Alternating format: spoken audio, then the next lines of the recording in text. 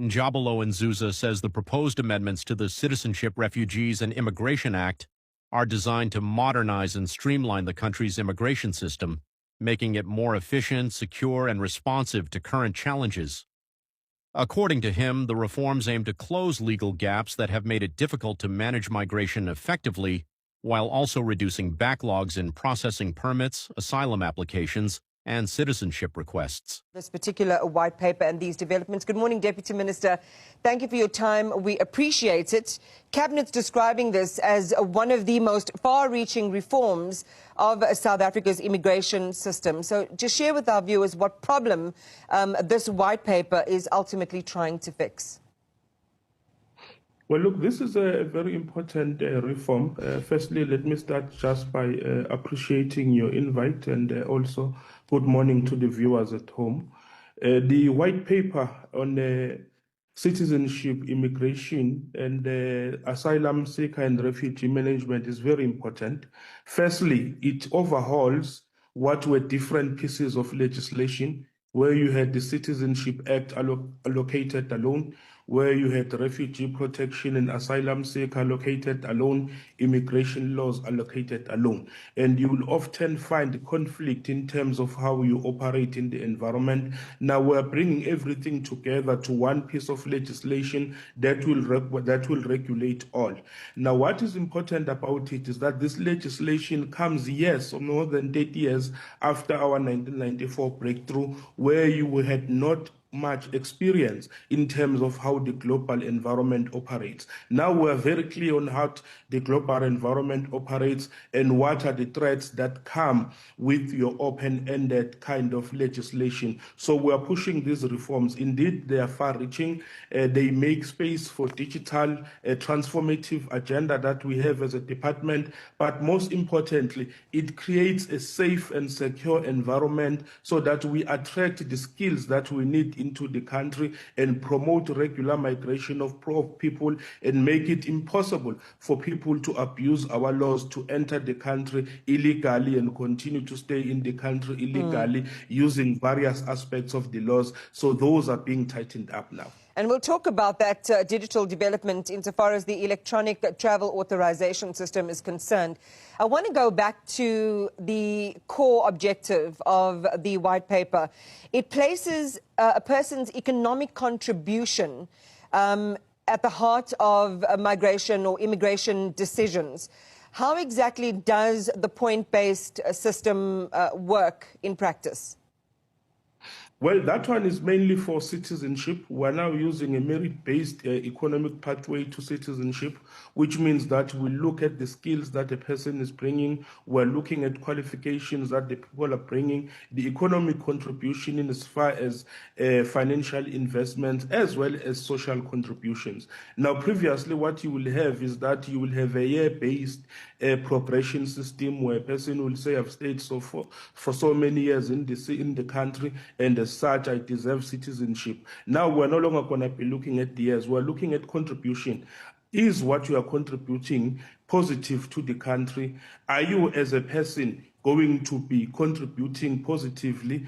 How have you been contributing before? So it's no longer going to be just a blanket approach. We look at each and every citizen, each and every person on their contribution. Unlike saying, well, you've been here for so many number of years, but it's about contribution. Yes, we are going to be having a non-economic pathways to citizenship as well, which is also on the risk-based approach, which means that we'll now be allocating points for certain skills. We allocate points. How are you contributing? We allocate points, which then gives us, at the end of the day, a total citizen that contributes to our own development.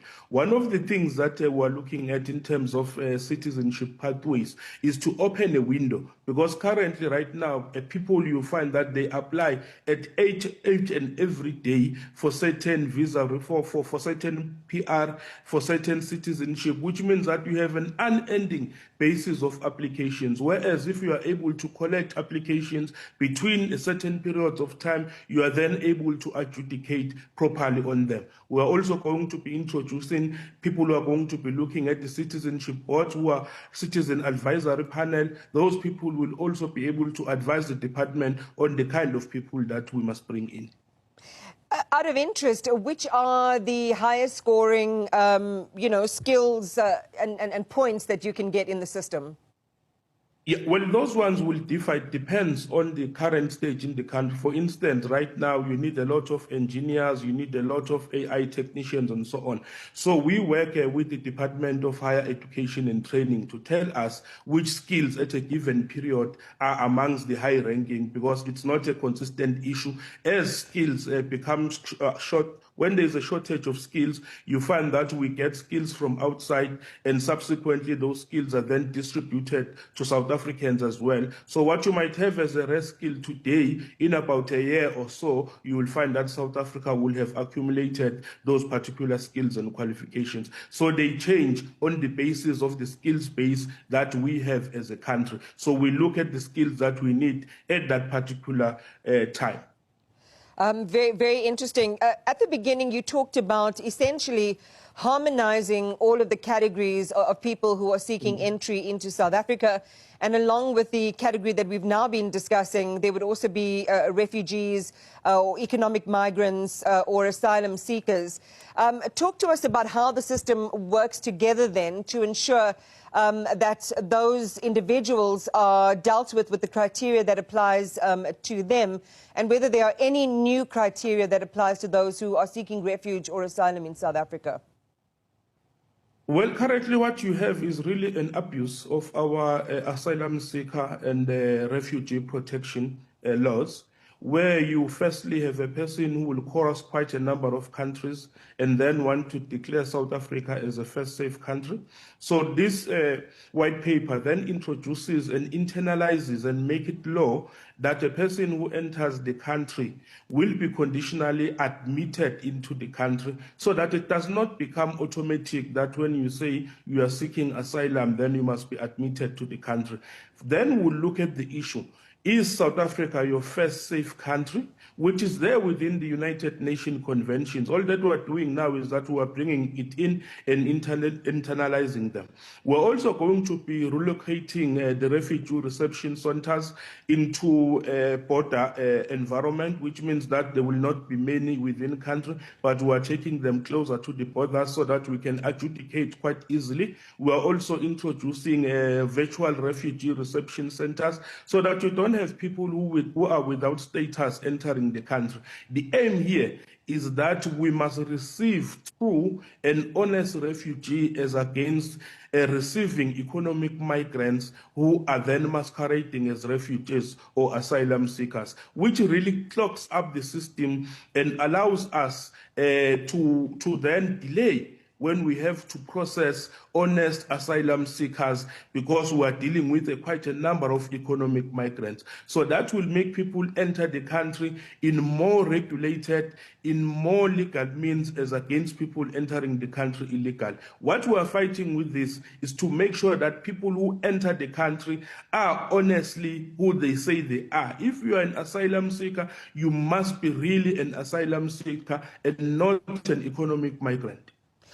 What about the ZEP then, Njabula, with regard to the Zimbabwe, those exemption permits, if, as you say, there's going to be a much more rigorous system that's in place, and I'm just using that as an example.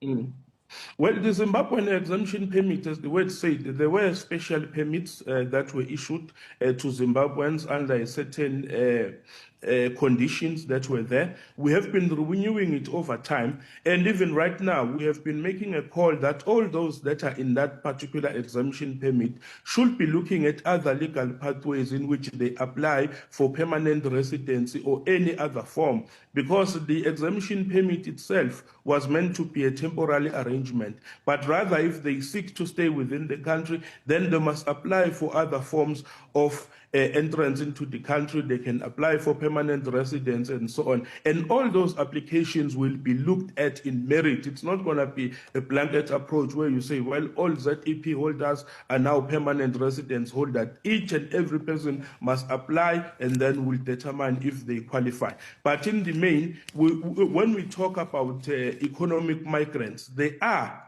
ways in which you can come in if you are seeking to come and stay into the country. There are a number of visas that are available there, business visas and so on, rather than coming in because it's easier to say, I'm an asylum seeker, I'm running away from persecution. And then when you are in the country, you then want to say, okay, now I can grow and be a permanent residence permit holder and so on.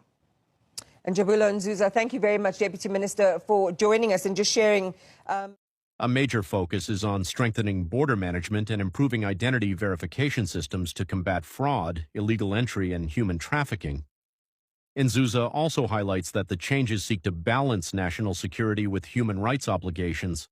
This includes creating clearer pathways for legitimate migrants, refugees, and asylum seekers, while ensuring that those who do not qualify are processed more quickly and fairly. Another key objective is enhancing coordination between government departments and leveraging digital systems to replace outdated paper-based processes. This is expected to cut down delays, improve transparency, and make it easier for applicants to track their cases. Overall, he frames the overhaul as a necessary step to build a more credible, efficient, and humane immigration system that supports economic growth while safeguarding the country's sovereignty. South Africa is taking drastic action, and thousands could be affected starting now. Is this the beginning of stricter immigration laws in South Africa? Breaking news: Home Affairs has just made a move that could change everything for foreigners. South Africa is tightening its borders, and the impact is bigger than you think. Families, workers, and communities, this decision could affect them all overnight. What the government isn't saying about this new immigration crackdown. There's more to this story than headlines. Here's what's really happening.